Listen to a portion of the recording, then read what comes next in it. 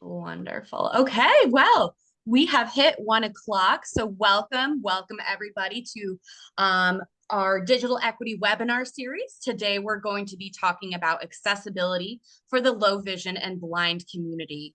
And with me here today, we have three wonderful presenters who I have the honor of introducing. First up, we have John Owen.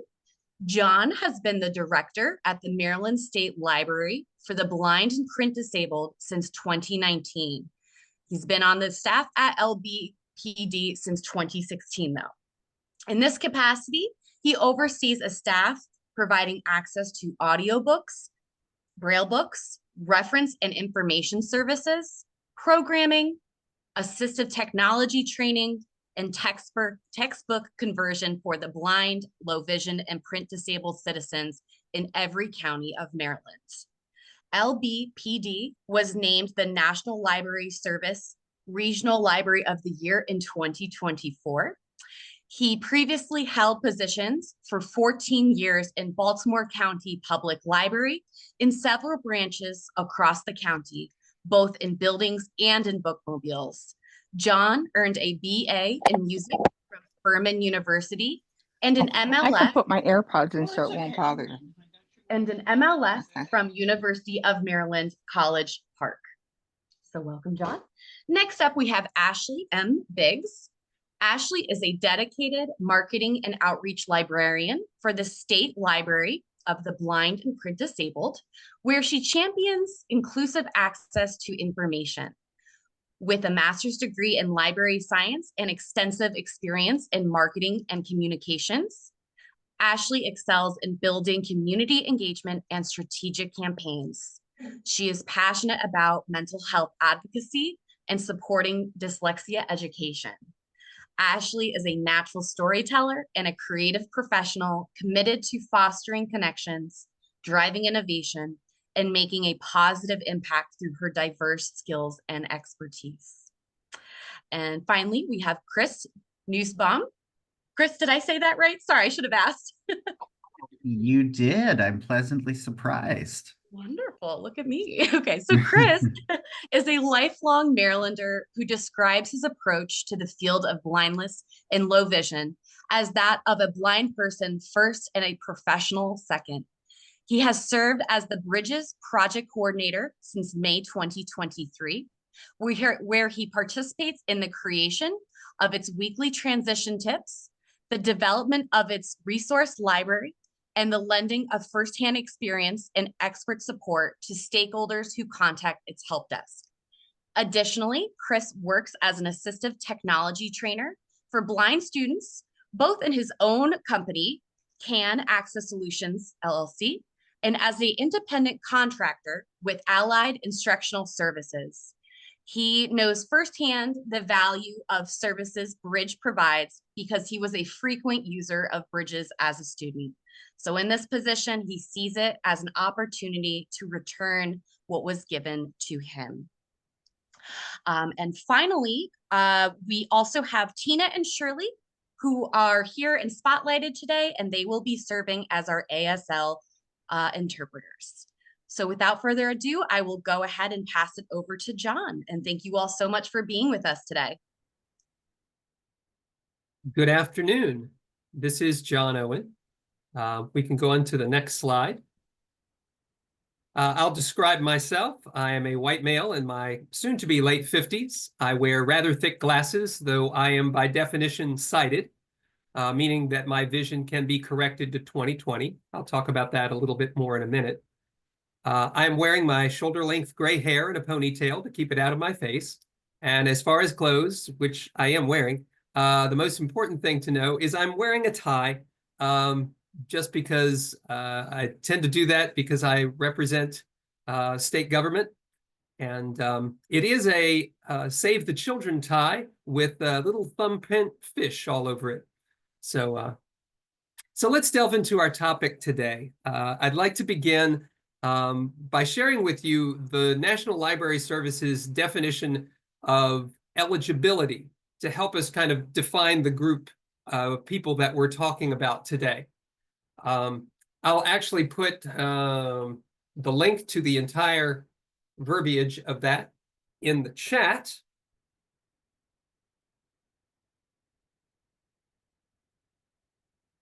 There it is, and I'll summarize it. So NLS provides service to individuals who fall into any of the following categories. Number one, vision is 20/200 or less in the better eye with correcting lenses, or has a field of vision that's less than 20 degrees. So that means that basically you are legally blind, or your field of vision is so limited you don't have peripheral vision, or you have a very tunneled vision. Number two, any other eye condition that prevents the reading of standard printed material. This could be an eye disease, for example. Third, persons unable to read or unable to use standard printed material as a result of physical limitations. We serve people who may be paralyzed and can't hold a book. Number four, persons certified by competent authority as having a perceptual or reading disability and unable to read printed works to the same degree as a sighted person. The most common of those conditions that we usually refer to is dyslexia. We serve people who are dyslexic. Number five, persons, well, this is just in general, persons who are residents of the United States or its territories, or are citizens living abroad, or dependents of any active military personnel or diplomats. It doesn't matter whether the disability happened at birth, or because of a medical condition or trauma, or because you became disabled as you aged. It could even be a temporary disability that requires service on a temporary basis. So the first statements that I'm going to make as I set the stage for Ashley and Chris, I'm going to make some fairly universal statements. I'm going to lay out some questions and issues and then toss it over to Chris and Ashley. So let's begin. People with visual and print disabilities are smart and capable people. They want to be informed about the world around them. They want to learn, work, and be creative. They need access to shopping, medical care, recreation. They are lawyers, computer programmers, doctors, mechanics, craftspeople. The tools that people with visual disabilities use are largely dependent on technology. That technology includes access to the internet and reliable Wi-Fi. So far it sounds like blind people are just like everyone else. Good. That's my point. The issues that arise are when the sighted world forgets that and doesn't provide the same resources to blind people because they think they are incapable, or don't include the needs of blind people in the design of technology. Let's talk a little bit about Wi-Fi and broadband access, for instance, and how important it is. As an example, the National Library Service introduced a refreshable Braille e-reader about 3 years ago. It provides the ability to store digital Braille files and read them on a compact device. Books can be downloaded in various formats via Wi-Fi and navigated via mechanical Braille cells on the device. LBPD saw a 300% increase in access to Braille, both printed and electronic, once we introduced these devices in Maryland. The device does require reliable Wi-Fi and a good knowledge of Braille to navigate both the texts and the menu. Though we do have workarounds, our ability to lend these devices is based on whether a patron has access to Wi-Fi and a fairly good training in their Braille skills. In addition, the next generation of the National Library Service's talking book player for audiobooks will be Wi-Fi enabled, allowing patrons to download books if they have access to Wi-Fi.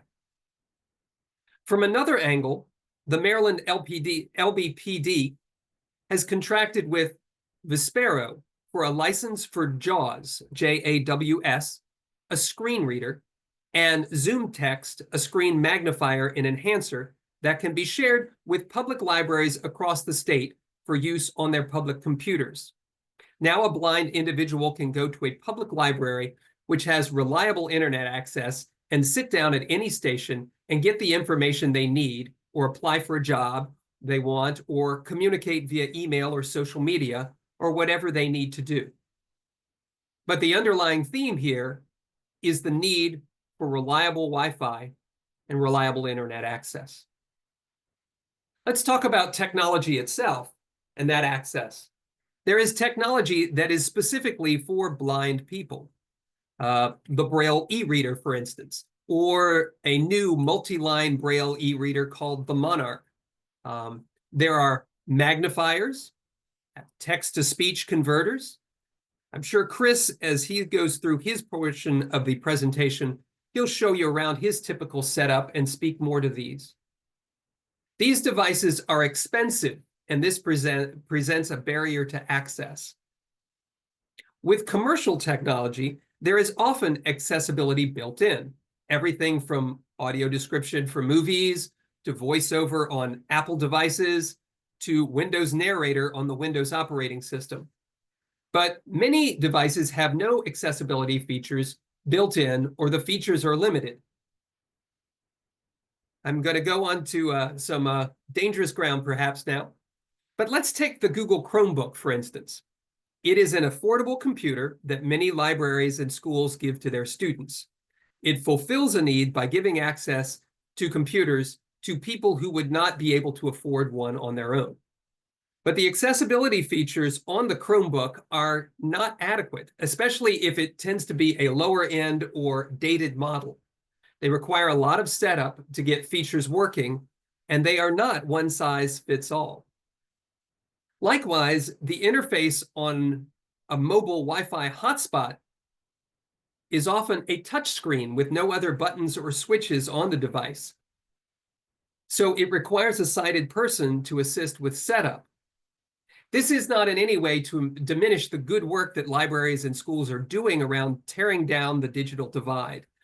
I bring these things up to say that as we're planning, as we're moving forward, we need to consider accessibility and solutions that incorporate universal design. There's a blind YouTuber in the UK. Her name is Lucy Edwards. She talks about the difference between accessible design and universal design. Accessible design addresses one specific disability. For example, she talks about a medicine bottle that has a Braille label on it, which is great, except that only about 10% of people who are blind read Braille. So that's only accessible to people who read Braille. Universal design, on the other hand, addresses the needs of a wide range of people and disabilities. The iPhone, for instance, takes accessibility into account in its design and features a wide range of tools for various disabilities. While in extreme comparison, this does point out that the assumptions that technology designers make and the way policymakers address access may disenfranchise a large segment of the population. On top of design issues, once the technology is in the hands of blind people, there is a need for technology training. Many people become blind as they age, when learning new technologies may already be difficult. The blind community does support each other, but into that mix, we need to look at how groups, even groups like Marylanders Online, address this training issue, and how retailers, address this issue as well. Wouldn't it be great to walk into your Apple store and know that even your sighted navigator is going to help you and be able to show you accessibility features? For me also, as the continuity of operations coordinator for our agency, I need to be conscious of the solutions and practices we have if disaster strikes. Are our Wi-Fi hotspots accessible for our staff or patrons? And even more broadly, are we prioritizing getting technology up and running? Are the places that we choose to relocate to accessible? What are our alternative low-tech accessible solutions? And are they available? I bring all of this up not to solve the world's problems right now, but to bring forward these issues, to insert these ideas into this broad conversation of digital equity, and to begin the task of problem solving. And with that, I'm going to hand it over to Chris.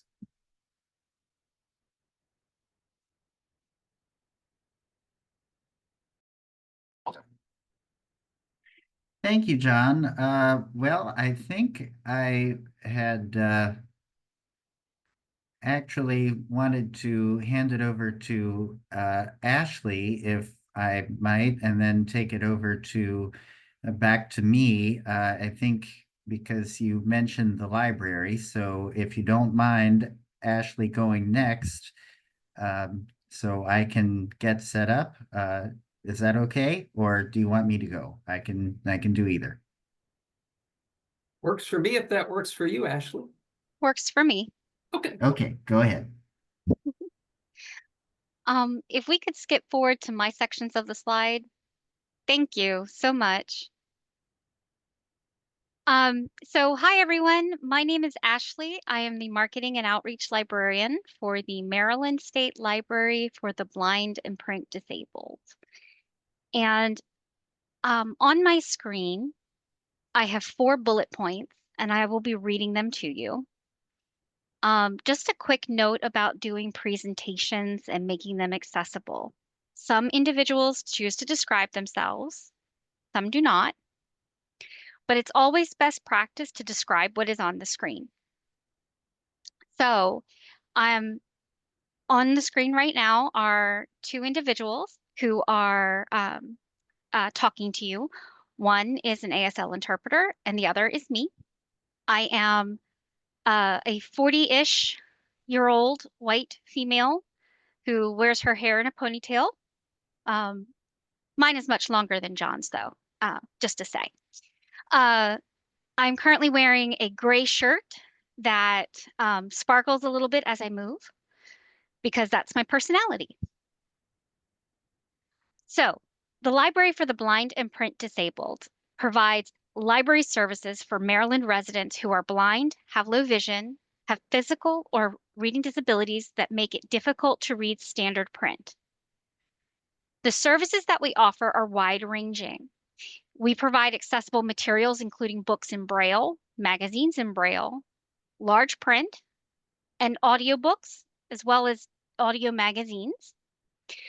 We provide them directly through the mail to individuals' homes or through BARD, B-A-R-D, the Braille and Audio Recording Download app. To be eligible for service, you have to be a Maryland resident of any age that meets the criteria for print disabilities, and that's the criteria John dropped in the chat. We host programs and events geared towards individuals who are visually impaired, such as virtual events, assistive technology training, community gatherings. Next slide, please. And more. I'm going to dive a little deeper and talk about our assistive technology. As John mentioned, we provide assistive technology in many ways.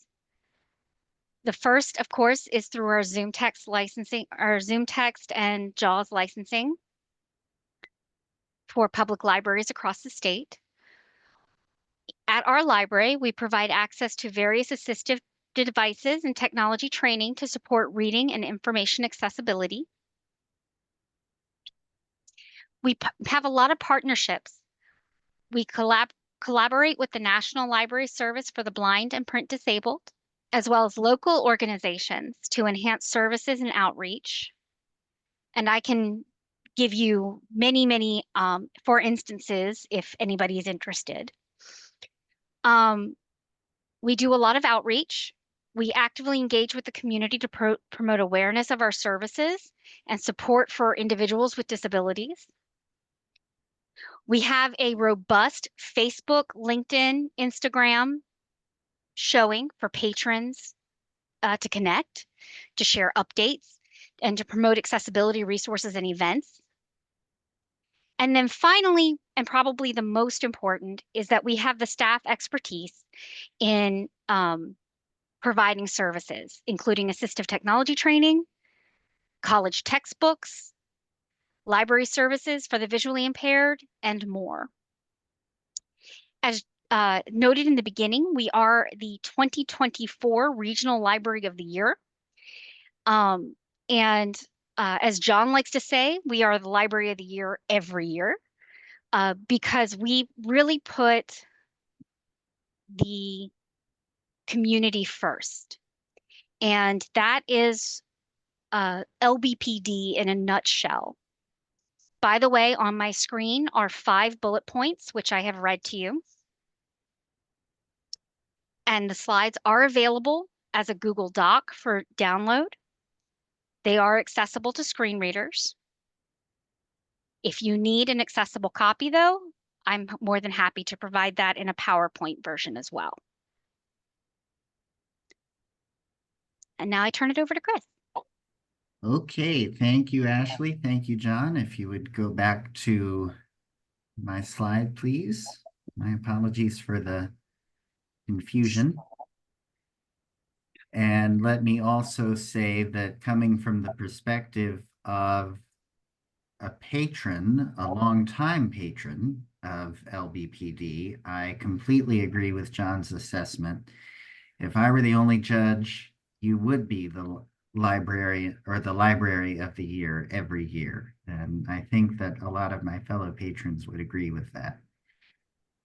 So you may notice that unlike Ashley and John, who were prepared with slides, and Ashley did a great job of reading all of her slides to demonstrate accessibility and how to give an accessible presentation, I didn't include slides. And I did that on purpose. I thought about making slides, but I decided not to for 2 reasons. First, because I wanted to make my portion of this presentation a bit more interactive and improvisational.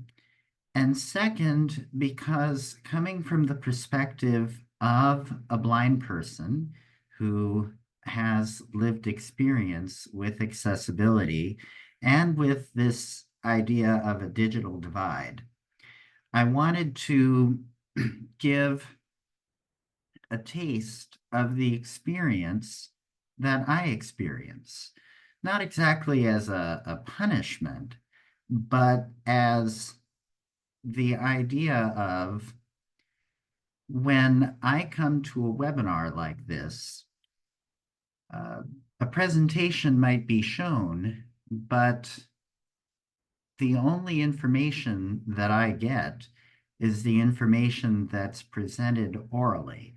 So as Ashley pointed out so well, there has to be good information, detailed information, whether the slides are read or summarized in a very detailed way, in order to make that presentation accessible. And usually what I ask when presentations are done is for a copy of the PowerPoint afterward. One of my responsibilities at work recently has been to plan events with guest speakers. And one of my accessibility requests has been a copy afterward of the presentation that I could send out to our participants. So let me tell you a little bit about what the Bridges Project does. And I'll go ahead and put a link in the chat.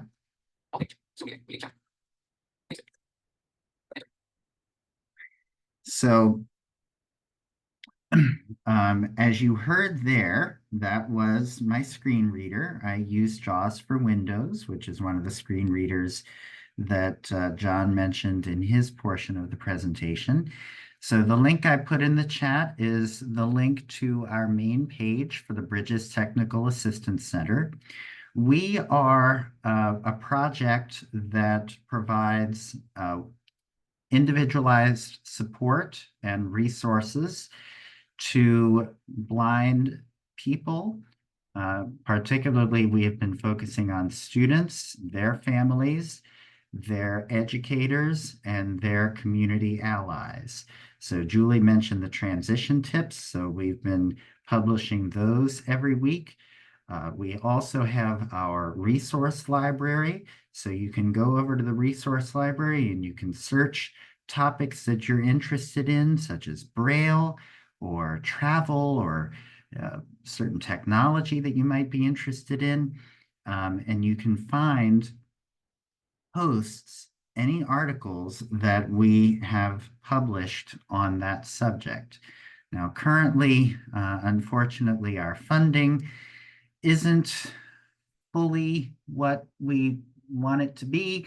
And so we aren't able to publish new transition tips all the time and keep the resource library as updated as we'd like it to be. But we're doing our best, and we are exploring more funding opportunities. And we're thankful to Jane for all of her support in that effort. But also, you can contact our help desk at imagemd.org. I'll go ahead and put that in the chat as well.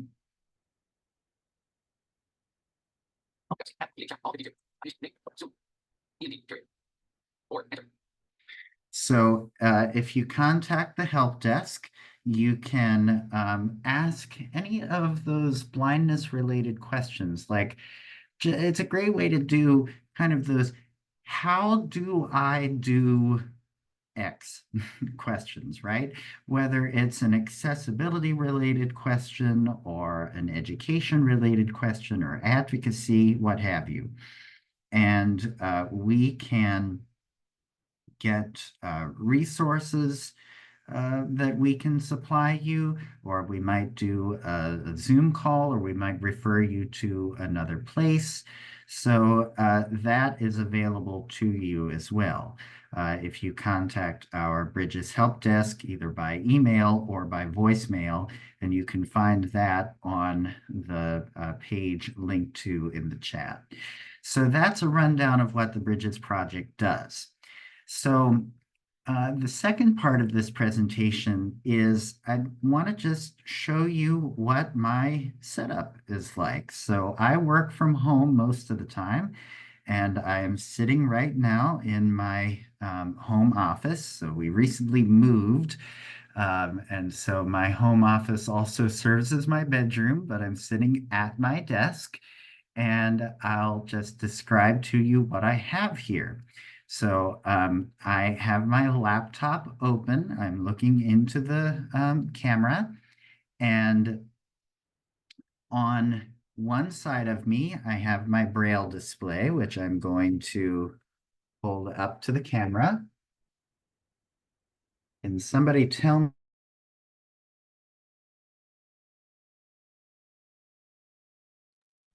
Chris, we just lost you. I think he got kicked off. Oh. Okay, well, we'll hope that he can Let me get back on with us. send him a text.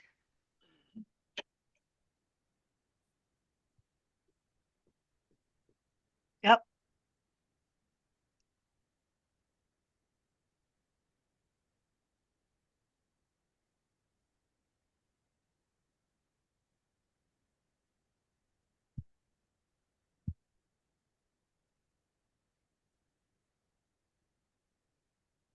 Another part of digital accessibility is digital resilience. Yes, I will agree. Exactly. I just sent him a message Sure. and told him that he got kicked off. So I'm sure he has his phone with him, so we'll go from there. Ashley, this is Jane. And while we're waiting for Chris to rejoin us, yep. Is that Chris now? No, that I don't know. Well, I was wondering if you could speak a little bit more about partnerships and how you work with other organizations to maybe promote information to the blind community. Sure. So Great. I, I- is that Chris? Yes, I'm back. I don't know what Ah. happened, but I got kicked out. Well, we're glad you're back with us, Chris. And Ashley, we'll pick that up after Chris finishes. Okay, so where Thank was I? you. Where I was talking, and then all of a sudden I asked a question and nobody responded. So Chris, we still don't see you though. I'll fix that. How's that? Yeah, you are. There you Here I Great. am. Okay, perfect. All right, so where was I when you lost me? I You think were you were about showing to your start braille the demonstration of your setup. Okay, okay, good. So let me hold that up to the camera. Can you see it? Yes.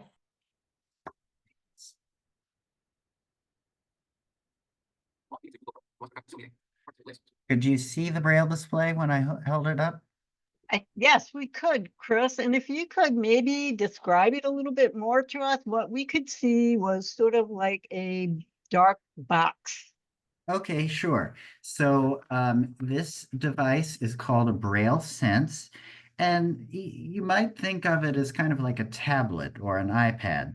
And so it's in a case, and what it has is, as you open it, it has a Perkins style Braille keyboard. If you're familiar with the Perkins Brailler, it has six keys representing the dots. So 1, 2, 3, 4, 5, 6. And then the space bar on the left side, there's a space bar in the middle. And then on the left side, far left, there's the backspace. Right side, there's the enter key.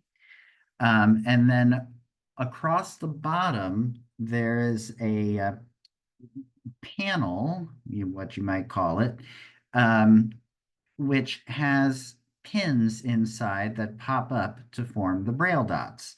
And that's what I am reading to when I read my braille display. So for those of you who are sighted, you might think of it as kind of like the braille equivalent of a tablet. So as I'm using my setup, as I'm working every day, I use a combination of, in some form, my laptop, my braille display, and this, my iPhone. And as you can see, this is just a standard iPhone. The only difference between how I use an iPhone and how a sighted person uses an iPhone is I turn on VoiceOver, which is a setting that you can find in the accessibility menu, and that makes it usable by blind people. It changes some of the gestures that you use. So, for example, to select an item, in other words, click on an item, you would double tap on it instead of single tap on it. But it does make the phone accessible, provided, of course, that the app that you're using is accessible. And I'll get to that in a minute. So that's that's my tech setup.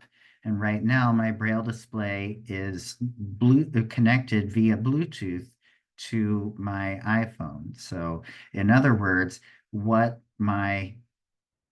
would be on my phone's screen is showing on my braille display. So I want to comment real quick on something that John said that really stood out to me. So much, in fact, that it changed what I wanted to say. So, John, you said something about blind people being pretty much like everybody else in terms of their interests they're lawyers, they're actors, they're any number of other things. And in my bio, Julie mentioned my professional background, what I do with bridges and what I do in my other role as an AT trainer. But John said something which pointed up something else that I think is a very important thing. Just to mention me personally, when I'm not working, I'm also a musician. I'm also a music lover. I love to listen to music of all kinds. I have all kinds of playlists on Apple Music that I listen to on my phone. I love to see, live music.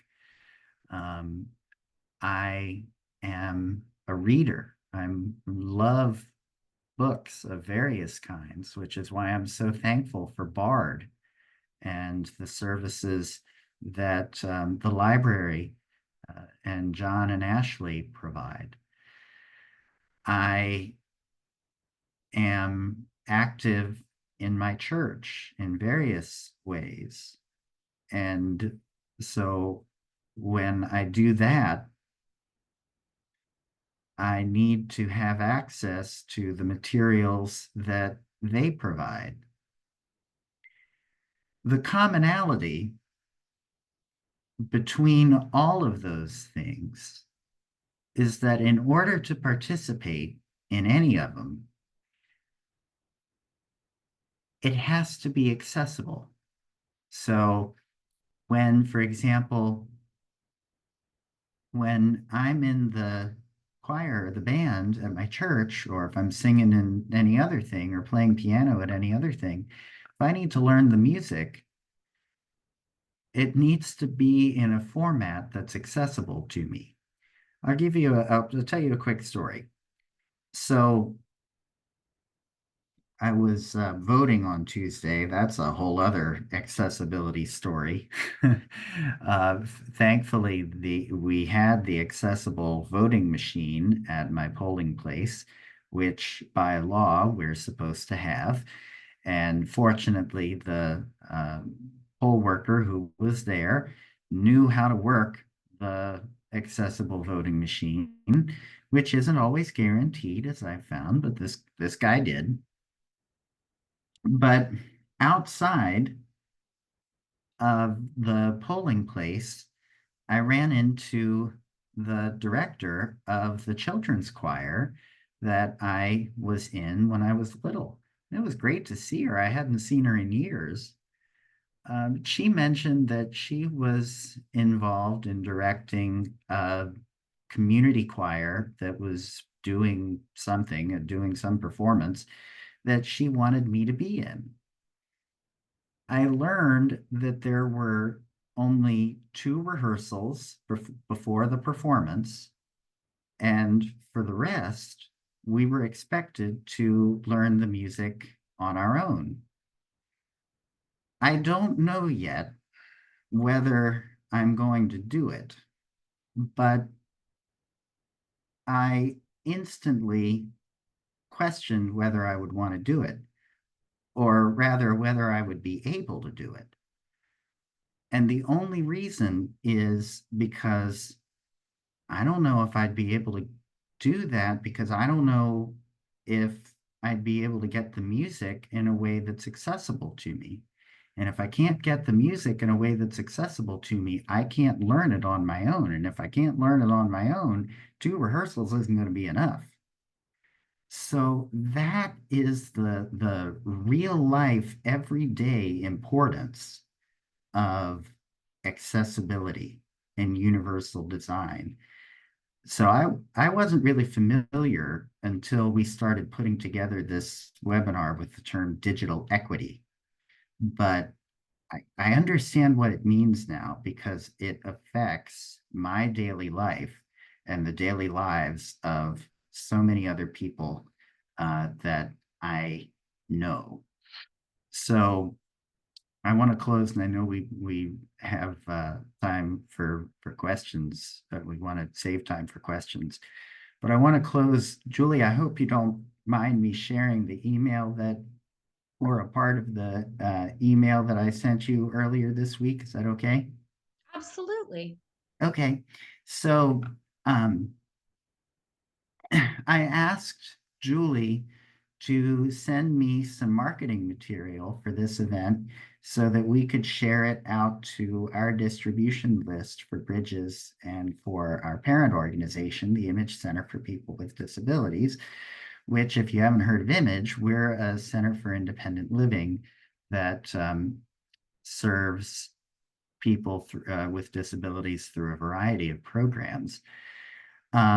So I asked for the material, and she sent the registration link, and she also sent a flyer. And so I'm going to read, and I'm reading from my Braille display here, what I wrote back. So it says in part, "Hi, Julie, thanks for the materials. I have sent them to several people and will market the event more broadly throughout the week to the distribution lists of the Bridges Project and the Image Center. I have also registered for this event and a few others. FYI, I noticed some accessibility issues with the flyer, which you may want to look into for your next series, particularly if you continue to focus on accessibility. The graphic at the top was unlabeled and undescribed, making me think at first that the entire PDF was inaccessible. Fortunately, JAWS read it mostly successfully on my computer, though it didn't work as well on my iPhone with VoiceOver. So it would be helpful to include alt text describing the graphic at the top to make clear to everyone what it is. Also, the schedule was a bit confusing to me as my screen reader was reading it. From my experience with PDFs, my guess is that it was written with two columns, one with the date and one with the title of the webinar. To make it clearer for a screen reader user, it may be more useful to write the schedule in a list format, e.g., November 8, Accessibility and the Blind Low Vision Community.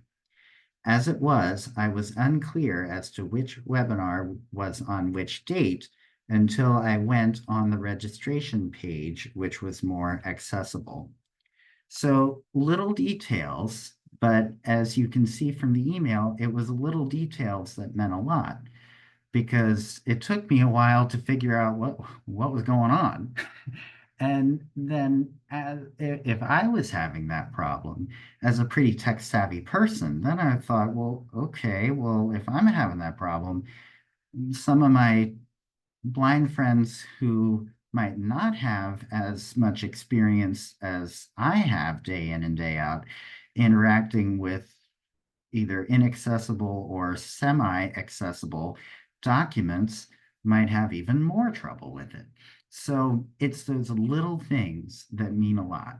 And so that's what I want to end with. Accessibility is good to do. There was I don't know if John or Ashley, you might remember this, but I think a library did it back when there was a lot of publicity around brailing signs in public places. A song came out from some group called "Brailing Signs is Cool to Do." And so I would just borrow that and say accessibility is cool to do. Accessibility is good to do. And accessibility is something that we just appreciate from all of our friends from every walk of life. So with that, I'll turn it back over to Julie, and I would appreciate any questions just from the perspective both of anybody who wants to ask any questions about Bridges, but also like if anybody wants to ask a question of a user, just like what would you want to ask somebody who uses assistive tech? Wonderful. Thanks so much, Chris. Before I turn it over to questions, I just want to say thank you so much, Chris, and everyone else who has been patient with us as we learn and grow from this process. That's why we really do appreciate you taking the time to complete that evaluation survey, which I will share in a minute. Your honest feedback really gives us the ongoing opportunities to enhance our programs and improve them and ensuring accessibility and inclusivity for everyone. So thank you for that feedback. Thank you for helping us grow and improve. And we are so appreciative of everyone's partnership here today. I did see Jane's hand going up, so feel free to take it away, Jane. Thank you. Yeah, thank you. And ditto on that, Julie. So my question for all of you, Chris, you had mentioned the accessibility issues when trying to read that flyer as being inaccessible in one way on your laptop, but then I think you said not accessible at all when you tried to read it on your iPhone. What would be the solution so that it would be accessible through either means? If I'm understanding that correctly. So PDFs are tricky, right? And it's I don't totally know if that was a voiceover bug or a bug with the document. I don't know. And that brings up a whole other issue with developers and new versions of software where unfortunately accessibility is the last thing that seems to be fixed. iOS is notorious for that. But to your specific question, I think the easy answer is don't make it a PDF, but I know why you want to make it a PDF. So I would say the more text, the better. And there is such a thing, and this might be Ashley's area of expertise. There is such a thing as making something look good, but also making it accessible and easy to read on all devices. And it seemed that this one did one at the expense of the other. Thanks, Chris. And that's a great segue to Ashley. If you could finish answering that question we started when Chris lost contact. And then I know we've got a couple other questions too. Thanks. Well, first, let me address the inaccessibility of PDFs. So I design a lot of materials both in Canva and in InDesign.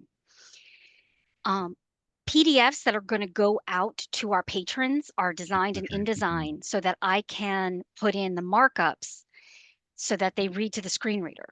To make a PDF accessible, you need to have alt text for all your images. Yep. You need to block out images that are design only. Like if you have a pretty scroll going across the top, you need to mark it as design only so that it doesn't be read by the screen reader. And you have to put in appropriate headings and subheadings and body statements. It's time consuming to do. And it's also something that most people aren't knowledgeable in how to do because it takes so much practice. Canva is something that everybody loves to design in. Libraries and schools love Canva. But Canva in and of itself does not follow accessibility standards. The best thing you can do is it has the ability to add alt text. So add the alt text, download the file, and then open it in Adobe and have Adobe add in the extra tags. And again, that's something that I'm happy to, partner and show people how to do. Jane, going to the question that you asked me earlier as far as partnership goes. We partner with a lot of organizations. Mostly we partner with organizations that can sign our application. for service. The reason we do this is because they have direct access to the consumers that we are trying to connect with. I can't go in an individual's home, and I'm not going with them to, their doctor's office, but that doctor can convince them to sign up for service, especially because it's free. We partner with organizations like yours and like Chris's so that we can cross share and cross promote accessible programs and events and to build on the work that each other does. The last thing I'm going to say, kind of bringing this all back together, is that LBPD is always looking to partner with libraries, organizations, and schools to promote accessible reading. So I'm going to throw that out there, and I will put my name in the chat with my phone number. So if anybody wants to jot it down, you can. Ashley, thank you for that information. I especially love that you not only work to promote, but that you are willing to be there to help people make sure that their promotions are accessible. That's great. Thank you.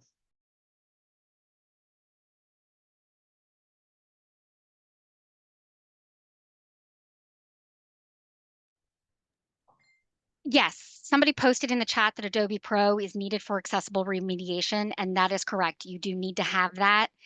I'm sorry, I made the assumption that if you're an organization, you have the Pro version, and that may not be the case. I apologize for assuming.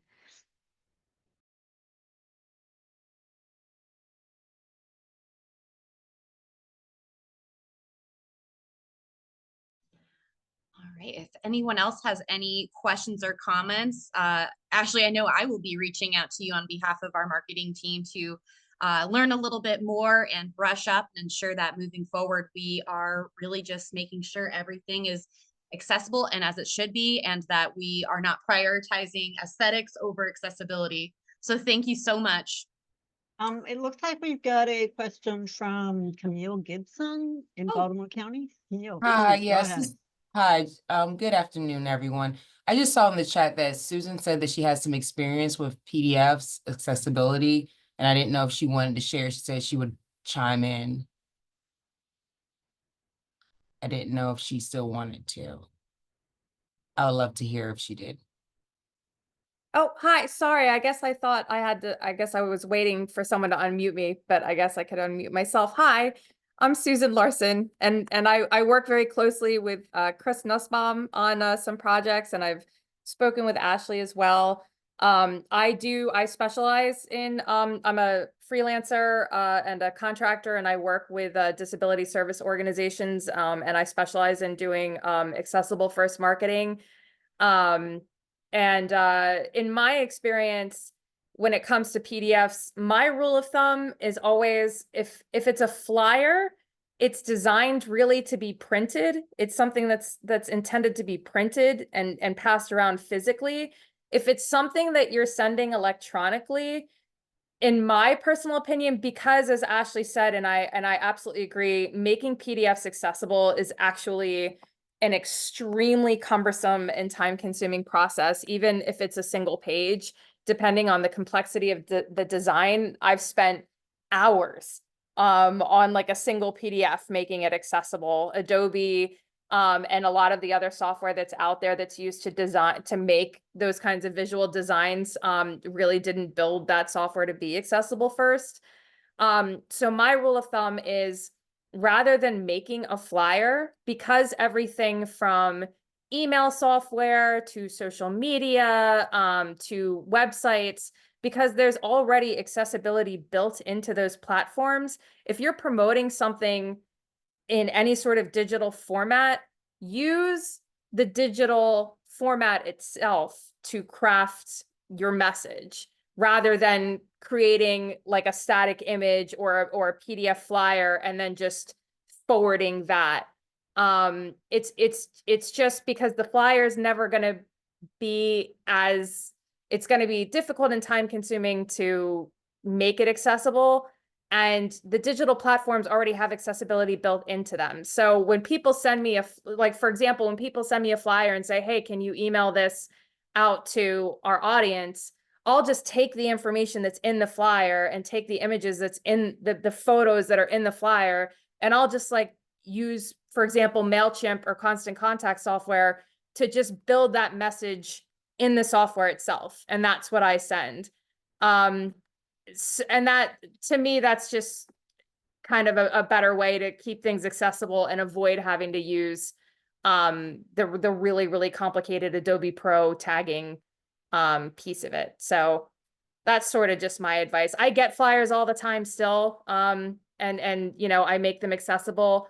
But I always tell people, if you're not printing it, you don't really need to create like a flyer. So that's just my 2 cents. I hope it's helpful. It's very helpful. And I just want to piggyback on that if I can, Susan. I had the wonderful opportunity to meet Miss Larson through Chris, and I'm excited because I'm hoping that we'll be able to work together in the future to do more accessible marketing stuff. Chris did want to, Chris reminded me that he is doing a training for NLS Library for the Blind and Print Disabled individuals next week on alt text. But I actually have a PowerPoint on that I can share. It is old, so it is not remediated for screen readers, but I'm happy to share it if you would like to email me on accessible marketing basics. It's like a quick and dirty guide. It's not at all polished. It's very old, but I can update it and share it with people.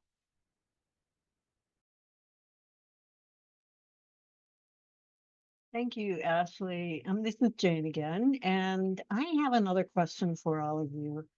I know that you said that the libraries across the state have screen reader software in the computers that they have available.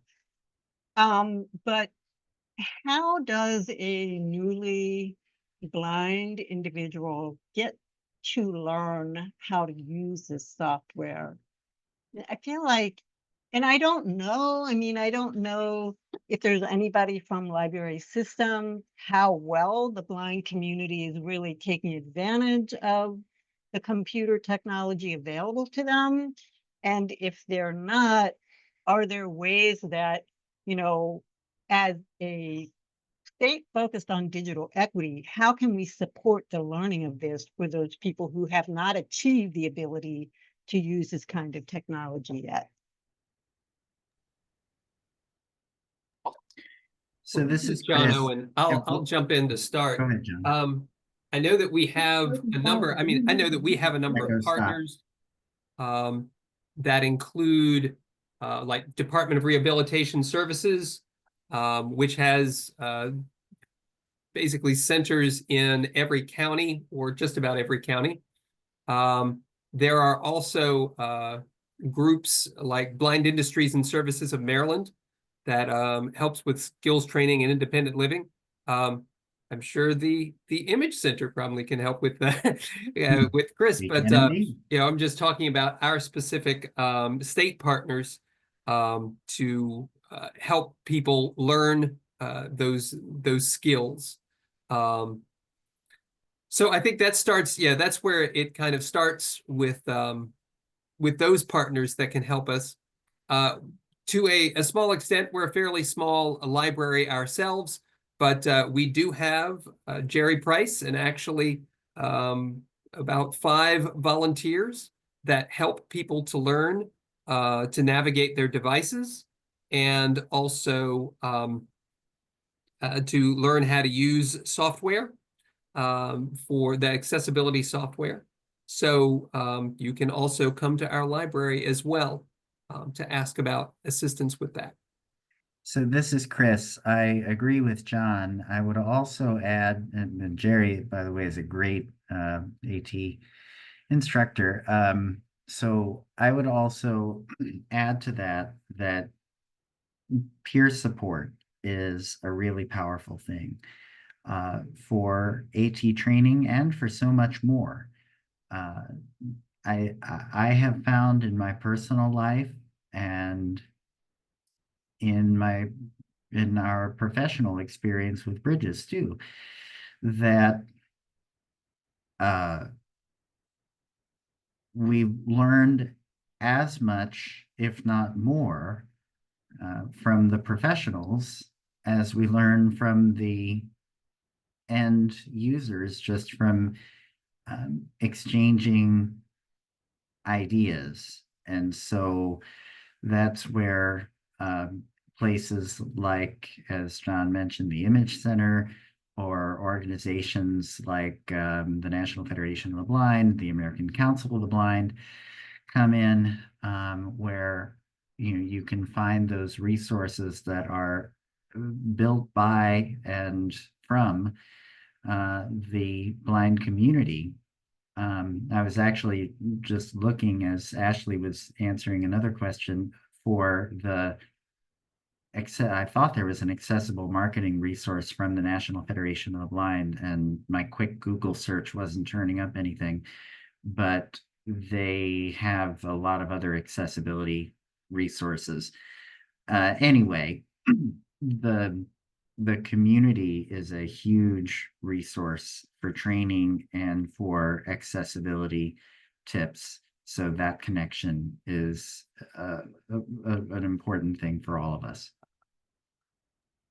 Thank you for that information.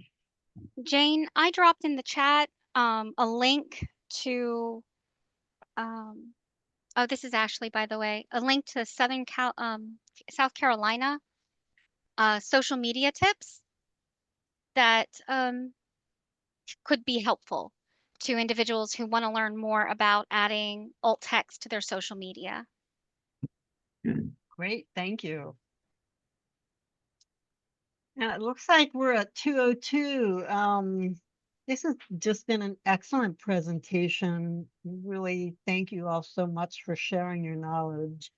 And Julie, do you want to wrap things up? Just by saying thank you all. Special thank you to our interpreters, as well as Chris, Ashley, and John, and of course, Jane, who really is the master coordinator behind this incredible mini series on accessibility within the Digital Equity webinar series. Thank you all for your commitment to digital equity in Maryland and beyond.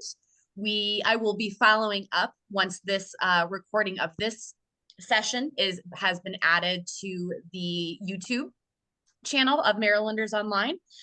Again, please go ahead and take our survey. It does help us continuously improve our programming and services. And I will follow up with links, the links to all the resources that were shared in the chat today. We hope to see you at a future digital equity webinar.